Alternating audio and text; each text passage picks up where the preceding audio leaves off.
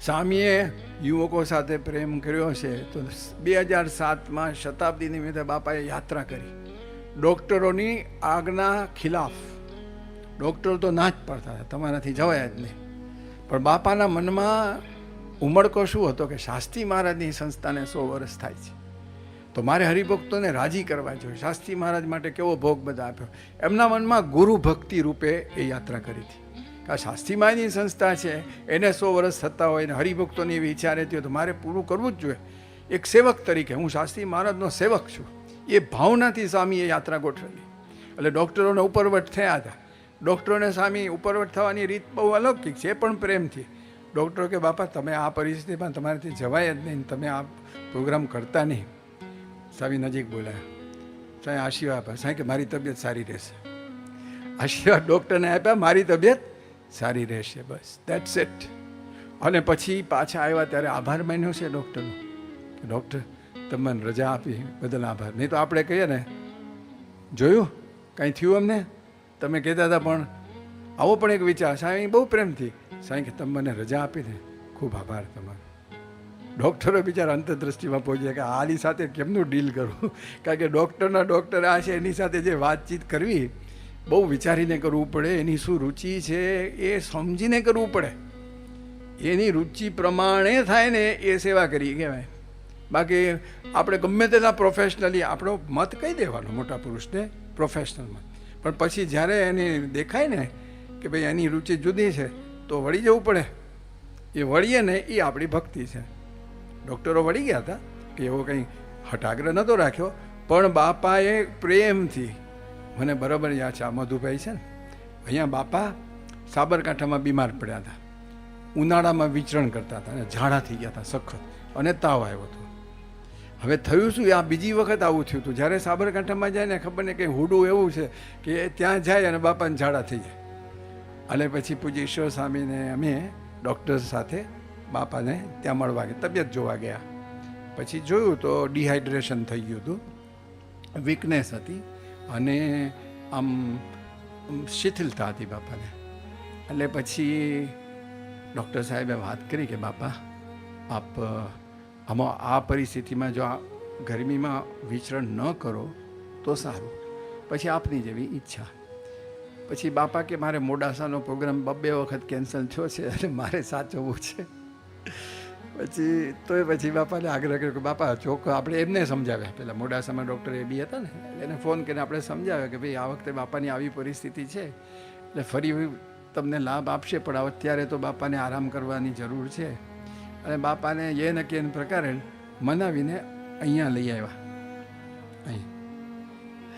અહીં આવ્યા તો ખરા, પણ આમ એમને રૂચે નહીં. એટલે આમ થોડું રિએક્ટ થાય. તમે આમ કંઈક વાત કરો ને તો એ આમ પોઝિટિવલી તમારી સાથે ના થાય. એમને આમ મનમાં રહી જતું કે બોલા હરિભક્તને રાજી કરવાનું રહી ગયું. પછી અહીંયા તો થોડી રિકવરી થઈ. પછી છે ને બાપાને રેકમેન્ડ કર્યું કે બાપા તમે છે ને આ ઉનાળો છે ને એમાં તમે મુંબઈ જાઓ. મુંબઈમાં શું એક્સ્ટ્રીમ ઉનાળો નહીં, ત્યાં જરા સારું રહે આપને. હવે સ્વામીને મન જરાય નહીં ત્યાં જવાનો, અને દેહને સાચવવા માટેનો એવો વિચાર જ નહીં. એટલે સ્વામી ધીરે રહીને બોલ્યા, સ્વામી કે તમે બધા અક્ષરદેરીમાં શ્રદ્ધા ધરાવો છો? સામે કોણ બેઠા હતા? પૂજ્ય ડૉક્ટર સ્વામી, ઈશ્વર સ્વામી, હું, આનંદ સ્વામી, એ બધા બેઠા હતા.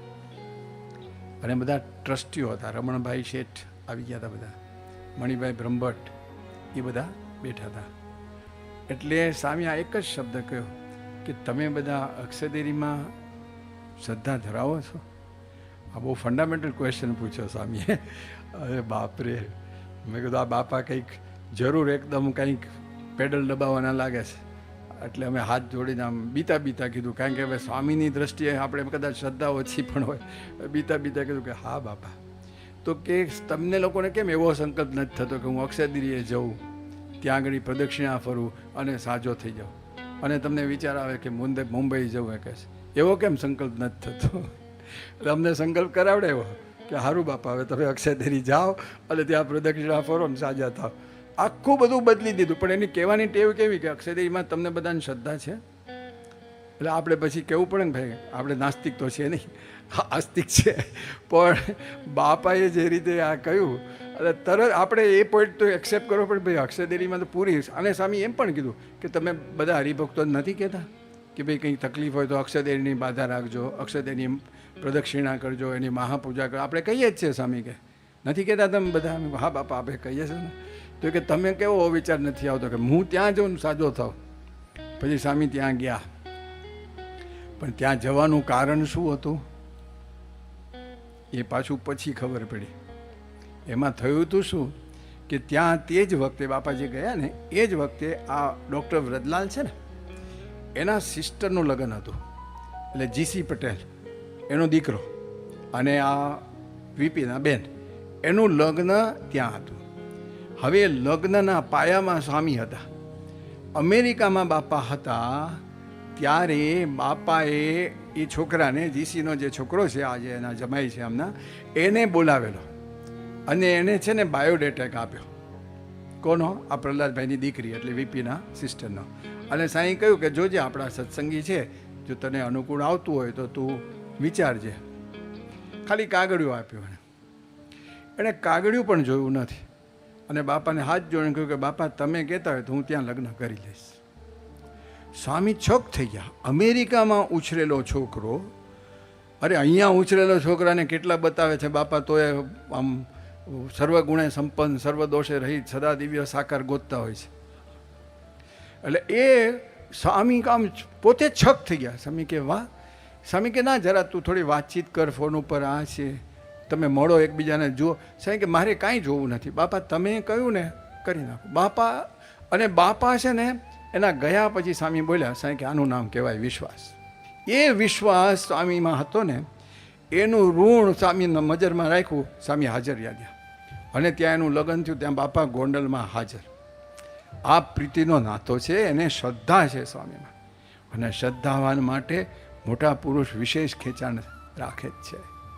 શ્રદ્ધા ઉપર મોટા પુરુષ વારી જતા હોય છે.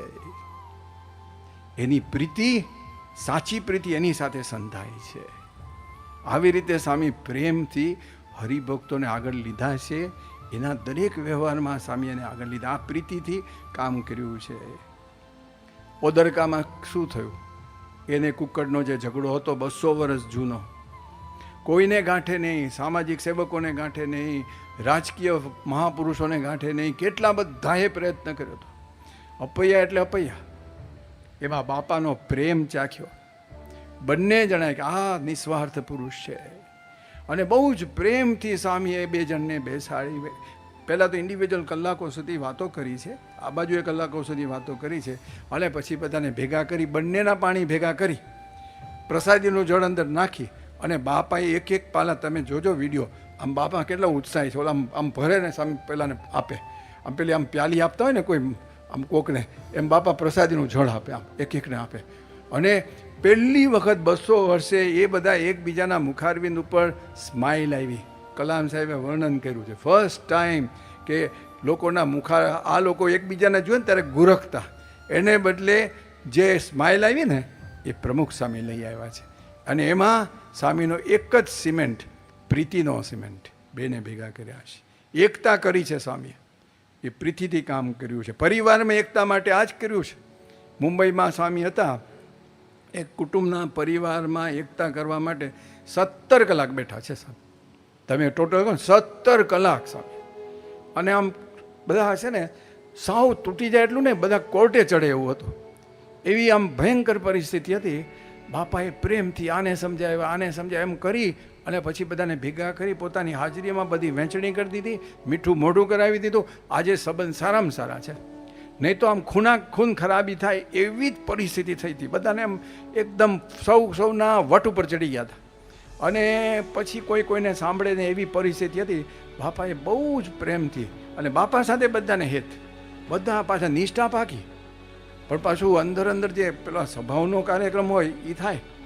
એ બાપાએ એકદમ સ્મૂધન આઉટ કર્યું. અને બધાનો જે હટ ને હઠાગ્રહ હતો બધું સ્વામીએ સમાધાન કર્યું પ્રેમથી. અને એ કુટુંબ પરિવારમાં એકતા લાવ્યા છે. આ એની પ્રીતિની એક એનો જાદુ છે જબરજસ્ત.